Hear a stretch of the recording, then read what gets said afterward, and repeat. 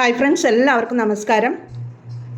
ഞാനിന്നൊരു ഉരുളക്കിഴങ്ങിൻ്റെ ബോണ്ടയുമായിട്ടാണ് വന്നിട്ടുള്ളത്. എന്നാൽ അതെങ്ങനെയാണ് ഉണ്ടാക്കുന്നതെന്ന് നമുക്ക് നോക്കാം. ഇതിനായി ഞാനൊരു 3 ഉരുളക്കിഴങ്ങ് എടുത്തിട്ടുണ്ട്. അത് നമുക്ക് ഒരു കുക്കറിൽ കുറച്ച് വെള്ളം എടുത്ത് വെച്ചിട്ട് അതിലേക്ക് ഇട്ട് കൊടുത്തൊന്ന് വേവിച്ചെടുത്ത് കൊണ്ടുവരണം. മൂടിയിട്ട് വേവിച്ച് കൊണ്ടുവരാം. ഉരുളക്കിഴങ്ങ് അവിടെ നിന്ന് വേവുന്ന നേരം കൊണ്ട് നമുക്കിതിന് വേണ്ട ഒരു കൂട്ട് തയ്യാറാക്കാം. ഞാനിതിന് വേണ്ടി ഒരു കപ്പ് മൈദപ്പൊടി എടുത്തിട്ടുണ്ട്. മൈദ കപ്പ്, പിന്നെ ഒരു 1/4 കപ്പ് കടലമാവാണ്, അതും എടുത്തിട്ടുണ്ട്. പിന്നീട് 2 ടേബിൾ സ്പൂൺ അരിപ്പൊടിയാണ്, അതും എടുത്തു. പിന്നെ ഇതിലേക്ക് വേണ്ടുന്ന ആവശ്യത്തിന് നമുക്ക് ഒരു 1/2 ടീസ്പൂൺ മഞ്ഞൾപ്പൊടി ഇട്ട് കൊടുക്കാം. മഞ്ഞളിൻ്റെ പൊടി ഇട്ട് കൊടുക്കാം. പിന്നീട് ഒരു ടീസ്പൂൺ മുളക് പൊടി ഇട്ട് കൊടുക്കാം. പിന്നീട് ഒരു നുള്ള് അയമോദകമാണ്. ഇത്രയേ പാടുള്ളൂ. കൂടുതലായാൽ അതിൻ്റെ ചവർപ്പ് രസം ഉണ്ടാകും. ഇത് കടലമാവും ഉരുളക്കിഴങ്ങും ഒക്കെ ആയതുകൊണ്ട് ഗ്യാസിൻ്റെ പ്രശ്നമുള്ളവർക്ക് ഇത് നല്ലതാണ്. ഈ അയമോദകം ഇടുന്നത് കൊണ്ട് നല്ലതാണ്. പിന്നീട് ആവശ്യത്തിന് 1 ടീസ്പൂൺ ഉപ്പിട്ട് കൊടുക്കാം. എല്ലാം കൂടി ഇട്ട് കൊടുത്ത് നമുക്ക് ഒന്ന് യോജിപ്പിച്ചെടുക്കണം. അതിനുവേണ്ടി കുറേശ്ശെ വെള്ളം ഒഴിച്ച് ഇത് ദോശമാവിൻ്റെ പരുവത്തിൽ നമുക്ക് കലക്കിയെടുക്കാം.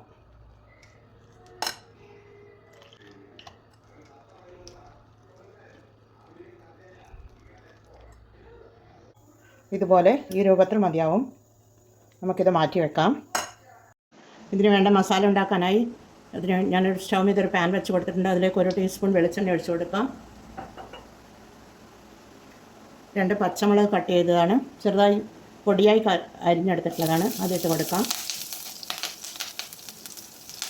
പിന്നീട് ഒരു വലിയ സവാളയാണ്, അതുകൂടി ഇട്ട് കൊടുക്കുന്നുണ്ട്.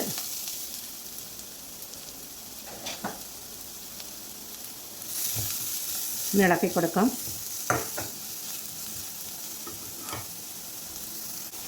ഒരു ചെറിയ കഷ്ണം ഇഞ്ചിയും 3 അല്ലി വെളുത്തുള്ളിയും കൂടി ചതച്ചെടുത്തിട്ടുള്ളതാണ്, അതുകൂടി ഇട്ട് കൊടുത്തു. ഒരു തക്കാളിയുടെ പകുതിയാണ്, അതുകൂടി ഇട്ട് കൊടുക്കുന്നുണ്ട്. കുറച്ച് കറിവേപ്പില ചെറുതായി അരിഞ്ഞെടുത്തിട്ടുള്ളതാണ്, എല്ലാം കൂടി ഇട്ട് കൊടുത്തൊന്ന് വഴറ്റി കൊടുക്കാം.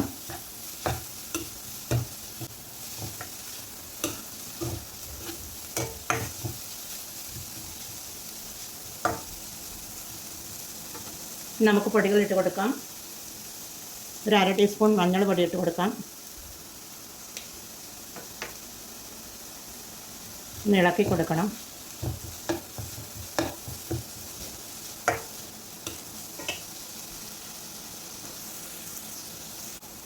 ഒരു 1/2 ടീസ്പൂൺ കുരുമുളക് പൊടി ഇട്ട് കൊടുക്കുന്നുണ്ട്.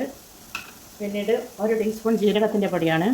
ഈ ബോണ്ട ഉണ്ടാക്കുന്നതിന് ജീരകത്തിൻ്റെ പൊടി മസ്റ്റായിട്ടും ചേർക്കേണ്ടതാണ്, എന്നാലേ അതിൻ്റെ ടേസ്റ്റ് ഉണ്ടാവുകയുള്ളൂ.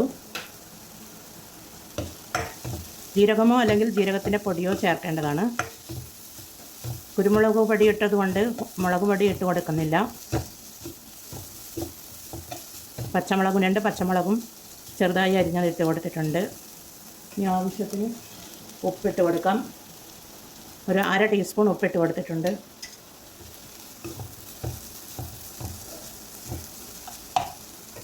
പിന്നീട് വേവിച്ച് വെച്ച ഉരുളക്കിഴങ്ങ് പൊടിച്ചെടുത്തിട്ടുള്ളതാണ്, അത് നമുക്കിതിലേക്ക് ഇട്ട് കൊടുക്കാം. എല്ലാം കൂടി ഇട്ട് കൊടുത്തൊന്ന് ഇളക്കി യോജിപ്പിച്ച് കൊടുക്കാം.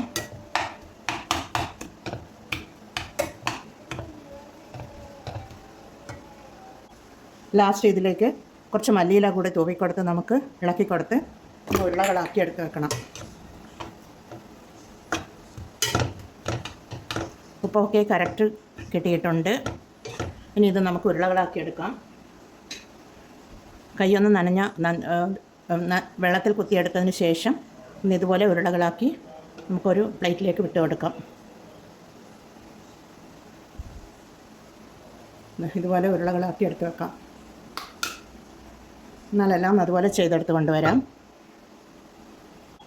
ബോണ്ട ഉണ്ടാക്കാനായി ഞാൻ ഒരു സ്റ്റൗ മീതെ ഒരു കടായി വെച്ച് കൊടുത്തിട്ടുണ്ട്. അതിലേക്ക് ആവശ്യത്തിന് വെളിച്ചെണ്ണ ഒഴിച്ച് കൊടുത്തിട്ടുണ്ട്. നമുക്ക് ഓരോ ബോണ്ട നമുക്ക് അതിലേക്ക് ഇട്ട് കൊടുക്കാം. ഈ കൂട്ടിലേക്ക് ഇട്ട് കൊടുത്ത് ഇതുപോലെ എടുത്ത് നമുക്ക് അതിലേക്ക് ഇട്ട് കൊടുക്കാം, എണ്ണയിലേക്ക് ഇട്ട് കൊടുക്കാം.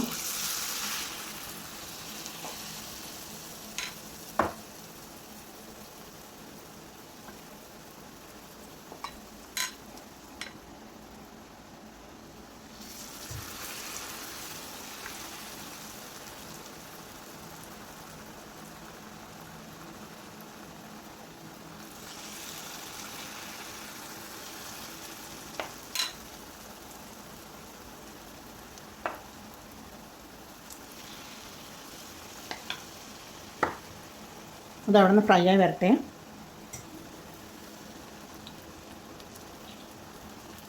ഇതൊന്ന് മറിച്ചിട്ട് കൊടുക്കാം.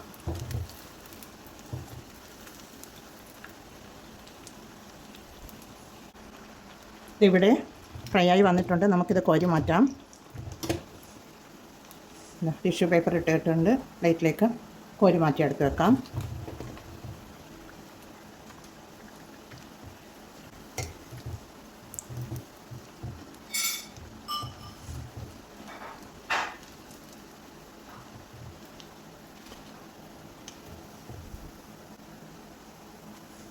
ഇത് നമുക്ക് മാറ്റി വെക്കാം. വീണ്ടും നമുക്കിട്ട് കൊടുക്കാം.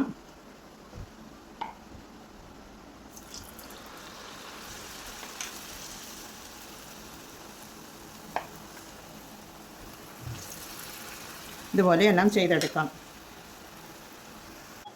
3 ഉരുളക്കിഴങ്ങിൽ നിന്നും നമുക്ക് ഇത്രയും ബോണ്ട നമുക്ക് കിട്ടിയിട്ടുണ്ട്. 10 എണ്ണം കിട്ടിയിട്ടുണ്ട്. എന്നാൽ എല്ലാവരും ഇതുപോലെ ട്രൈ ചെയ്ത് നോക്കണേ. ഞാൻ അതിന് വേണ്ടി ഒരു തേങ്ങാ ചട്നിയും കൂടി അരച്ച് ചേർത്ത് വെച്ചിട്ടുണ്ട്. ഇതും കൂട്ടി നമുക്ക് കഴിച്ച് നോക്കാം. എന്നാൽ എല്ലാവരും ഇതുപോലെ ട്രൈ ചെയ്ത് കമൻറ്റും സബ്സ്ക്രൈബും ചെയ്യണേ. അടുത്തൊരു വീഡിയോയുമായി വരുന്നത് വരെ എല്ലാവർക്കും താങ്ക് യു ഫോർ വാച്ചിങ്.